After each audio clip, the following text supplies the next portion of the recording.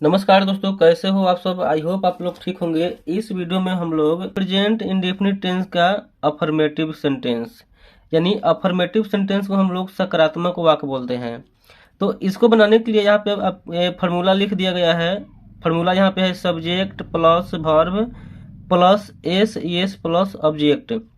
यदि आप present indefinite tense बना रहे हैं अफर्मेटिव का, तो यह फार्मूला जो है कि आपको याद कर लेना है। सब्जेक्ट प्लस वर्ब प्लस में एस प्लस में ऑब्जेक्ट।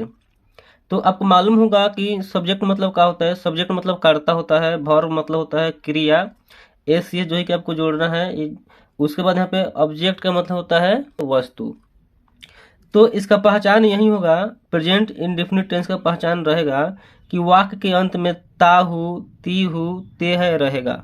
यही आपको देखना है, किसी भी वाक्य के अंत में ताहू तीहू ते है रहेगा तो आप समझ जाइएगा कि यह आपका प्रेजेंट इंडेफिनिट टेंस है।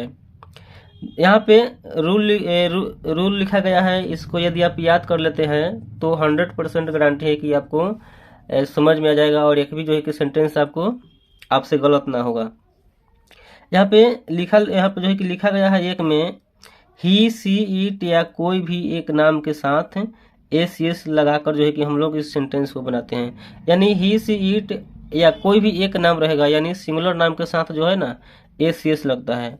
दूसरा में यहाँ पे लिखा गया है आई वी यू दे और एक से अधिक नाम के साथ एस या एस नहीं लगता है। यानी आपको समझ लेना है, सिंगुलर नंबर के साथ एस लगता है और पुलर नंबर के साथ एस नहीं लगता है। तो इसको जो है कि आपको याद कर लेना है। तो इतना याद करने के बाद, देखने के बाद हम लोग आगे बढ़ते हैं सेंटेंस की ओर। यहाँ पर सेंटेंस लिखा गया है। एक में हमने लिए है राम आम खाता है। तो इसको बनाने के लिए सबसे पहले आपको फार्मूला पर ध्यान देना है। सबसे पहले फार्मूला को आप देखिएगा, देख के बनेगा तो गारंटी है कि आपसे बन जाएगा। यहाँ पे देखिए, यहाँ पे लिया गया है एक नंबर में सब्जेक्ट।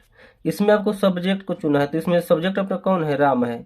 तो यहाँ पे लिख देंगे राम। उसके बाद यहाँ पे आपको लिखना है वर्ब। तो इसमें वर्ब क्या होगा, खाता, यानी खाना का इंग्लिश क्या होता है, ईट। क्या होगा, राम ईट। देन आपको क्या करना है, एस लगाना है। तो आपको यहाँ पे लिखा गया है कि ही सी ईट या कोई भी एक नाम रहेगा तो उसमें एस लगेगा। तो इसमें जो है कि आपको क्या लगा देना है, एस लगा देना है। उसके बाद यहाँ पे प्लस में क्या लिखना है, ऑब्जेक्ट, यानी कोई वस्तु, जो वस्तु रहेगा उसको लिख देना है। तो यहाँ पे राम आम खाता है, यानी राम क्या खा रहा है, जो खा रहा है वो वस्तु का नाम क्या है, आम। यहाँ पे लिख देना है आपको मैंगो, हो जाएगा मैंगो। राम इट्स मैंगो, आपको जगह सेंटेंस बन के रेडी हो गया। उसके बाद यहाँ पे सीता, 2 नंबर में लिखे हैं सीता स्कूल जाती है। तो आपको सबसे पहले सब्जेक्ट को लिखना है। सब्जेक्ट यहाँ पे है सीता, यहाँ पे लिखेंगे सीता। उसके बाद यहाँ पे आपको लिखना है वर्ब। तो वर्ब क्या है, जाना, यहाँ पे हो जाएगा गो। उसके बाद इसमें आपको यहाँ पे बताया गया है कि ही से इट या कोई भी नाम रहेगा तो उसमें एस लगेगा। तो इसमें जोड़ देना है ES। देन आपको लिख देना है ऑब्जेक्ट। तो सीता कहाँ जा रही है, तो स्कूल जा रही है। तो जब भी दिशा का बोध हो या कोई जगह का बोध हो तो उसमें जो है कि टू लगाते हैं। तो यहाँ पे लगाएंगे गोज टू स्कूल। ठीक है। अगले यहाँ पे हमने लिया है राम और श्याम आम खाता है। तो यहाँ पे लिखना है राम एंड श्याम।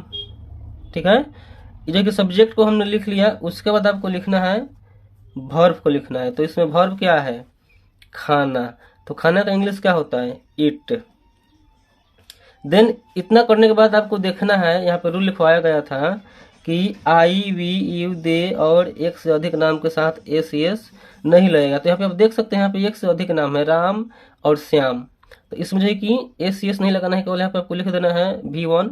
यहाँ पे ईट हो गया। उसके बाद आपको लिख देना है क्या नहीं खाता है, तो आम नहीं खाता है, तो हो जाएगा मैंगो। यानी Ram and Shyam eat mango. अगला यहाँ पे लिए हैं 4 नंबर में आप लोग रोड पर दौड़ते हैं।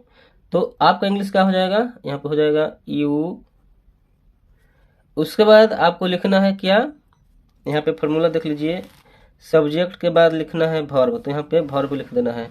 तो आप लोग का हो जाएगा यू, उसके बाद इसमें वर्ब क्या है, दौड़ना, तो हो जाएगा you run on the road. अगला यहाँ पे जो लिया गया है सेंटेंस, वह घर में पढ़ता है, तो हो जाएगा ही रीड्स इन होम। यानी यहाँ पे वह का इंग्लिश क्या होता है, ही होता है, तो लिख दिए। उसके बाद आपको खोजना होता है वर्ब। फार्मूला में यहाँ पे क्या दिया है, फार्मूला में यहाँ पे जो है कि सब्जेक्ट के बाद यहाँ पे आपको दे रखा है वर्ब, उसके बाद एस एस, उसके बाद ऑब्जेक्ट। तो इसमें आपका वर्ब क्या होता है, वह घर में पढ़ता है, तो पढ़ना आपका वर्ब होगा, तो पढ़ना का इंग्लिश होता है रीड। यहाँ पे जो है कि रीड लिख दिया गया है। इसमें जो है कि सब्जेक्ट आप देखिए वह है, यानी ही के साथ क्या लगेगा, एस लगेगा, एस लगेगा, तो यहाँ पे लगा दिया गया है इन द होम, ये बन गया। उसके बाद यहाँ पे अगला लिया गया है मैं पढ़ता हूँ, तो हो जाएगा आई रीड।